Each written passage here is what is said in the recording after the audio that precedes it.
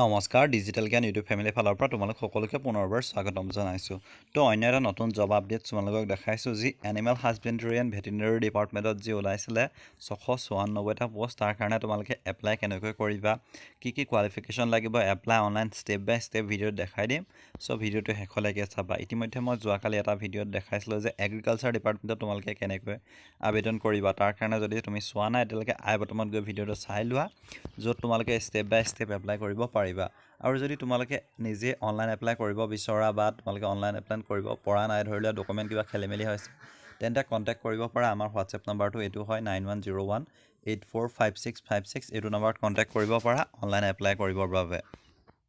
আৰু মেইন কথা হ'ল ইয়াত যিখিনি ভেকেঞ্চি খালী হৈছিলে মই তোমালোকক অলৰেডি দেখাইছিলোঁ যে জুনিয়ৰ এছিষ্টেণ্টৰ লগতে চাব অৰ্ডিনেট জুনিয়ৰ এছিষ্টেণ্টৰ ভেকেঞ্চি খালী হৈছে আৰু গ্ৰেড 4 প্লেণ্ট অপাৰেটৰ ইলেক্ট্ৰিচিয়ানৰ কাৰণেও ভেকেঞ্চি খালী হৈছে। চেলাৰী পেকেজটো অলৰেডি দি থোৱা আছে, চাই ল'ব পাৰিবা। আৰু ভেকেঞ্চি ৱাইজো দি থোৱা আছে কিমান ভেকেঞ্চি আছে। আৰু ইয়াৰ কাৰণে যিটো অনলাইন আবেদনৰ অন্তিম তাৰিখটো 15 মাৰ্চলৈকে হয়। আৰু ইয়াৰ কাৰণে এপ্লাই কৰিবলৈ তোমালোকে যিটো ডেছক্ৰিপশ্যনত আমাৰ লিংক দিয়া আছে তাত ক্লিক কৰিবা, আৰু তাত ক্লিক কৰা মাত্ৰকে তোমালোকে অনলাইন আবেদন কৰিব পাৰিবা। আৰু ইয়াৰ কাৰণে যিটো ছাইট হয় সেইটো খোল খাইছে, মই তোমালোকক দেখাই আছোঁ। আৰু ক্লিক কৰা মাত্ৰকে এইটো ছাইট ওলাব যিটো গভৰ্ণমেণ্ট অফ আছামৰ হয়, directorate of animal husbandry and veterinary ডিপাৰ্টমেণ্টে। চ' তাত এপ্লিকেশ্যন যিখন ফৰ্ম আছে তো তাত ক্লিক কৰিব লাগিব। তাত ক্লিক কৰা মাত্ৰকে কিছুমান ইনষ্ট্ৰাকশ্যন আছে, সেইখিনি চাই ল'ব লাগিব। এটা ভেলিড ইমেইল আই ডি লাগিব, ফটো লাগিব, ডকুমেণ্টখিনি চাইজটো কেনেকুৱা হ'ব সেইখিনি লাগিব। চ' এইখিনি যদি তুমি মিলাব নোৱাৰা তেন্তে আমালৈ হোৱাটছএপ কৰিবা। চ' আমাৰ অনলাইন আবেদন কৰি দিয়া হয়। আৰু ইয়াত তোমালোকে চাবলৈ গ'লে তাত যিটো নেক্সট অপশ্যন আছে নেক্সট অপশ্যনটোত ক্লিক কৰিবা। নেক্সট অপশ্যনটোত ক্লিক কৰা মাত্ৰকে ইয়াত যিটো পষ্ট এপ্লাই ফৰ বুলি ওলাব। চ' কোনটো পষ্টৰ কাৰণে তোমালোকে এপ্লাই কৰা ইয়াত ক্লিক কৰিব লাগিব। আৰু তাৰপিছত ওলাইছে পষ্ট টাইপ। পষ্ট টাইপটো কি হয়, কি পষ্টত এপ্লাই কৰা। চ' ইয়াত যেতিয়া তললৈ ওলাবা তোমালোকে ইয়াত চাব পাৰিবা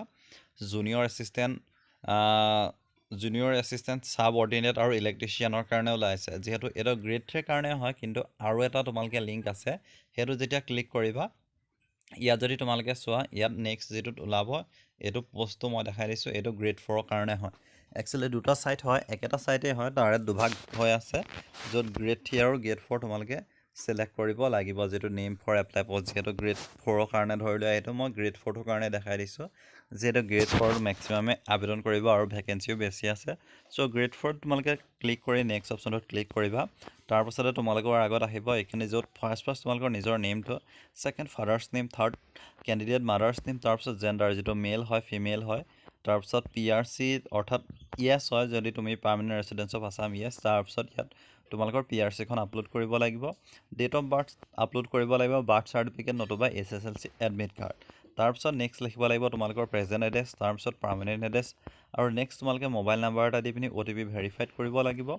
তাৰপিছত নেক্সট আহিলে তোমালোকৰ 8 পাছৰ কাৰণে 8 পাছৰ কোনখন বৰ্ড হয়, কোন ইয়াৰ পাৰ্চেণ্টেজ, তাৰপিছত 8 পাছ চাৰ্টিফিকেট, আৰু তাৰপিছত SSLC, আৰু তাৰপিছত 12টো তুমি ছায়েন্স আৰ্টছ নে কোৰ্চ কৰিছা সেইটো তোমালোকে ইয়াত ক্লিক কৰিব লাগিব। তাৰপিছত যদি ডিগ্ৰী আছে ডিগ্ৰী সকলোবিলাক দি টোটেল এক্সপিৰিয়েঞ্চ আছেনে নাই, প্ৰিভিয়াছলি কিহত ক'ৰবাত জইন কৰিছা নে নাই কৰা, যদি কৰিছা য়েছ, যদি নাই কৰা ন', যদি কৰিছা চ' তোমালোকে ইয়াত সকলোবিলাক দি দিব লাগিব। নেক্সট হ'ল এমপ্লয়মেণ্ট এক্সচেঞ্জ নাম্বাৰটো তোমালোকে দিব লাগিব। নেক্সট তোমালোকে ইয়াতে ফটো আপলোড কৰিব লাগিব। ফটোকপি ক্লিক কৰি তোমালোকৰ ফাইল মেনেজাৰ হওক বা কম্পিউটাৰৰ পৰা তোমালোকে আপলোড কৰিব পাৰিবা। নেক্সট আহিলে ছিগনেচাৰ, তাৰপিছত ইউজাৰ পাছৱৰ্ড আৰু ৰি-এণ্টাৰ পাছৱৰ্ড আছে, তাৰপিছত সেইবিলাক ছাবমিট কৰিব লাগিব। আৰু ছাবমিট কৰা মাত্ৰকে তোমালোকে যিখিনি তোমালোকৰ অলৰেডি ৰেজিষ্টাৰ হৈ যাব, তাৰপিছত তেনেকৈ তোমালোকে এটা এপ্লিকেশ্যন নাম্বাৰ পাবা, একনলেজমেণ্ট এখন নাম্বাৰ পাবা, সেইখন তোমালোকে ছেভ কৰি থ'বা ইন ফাদাৰ ইউজৰ কাৰণে। চ'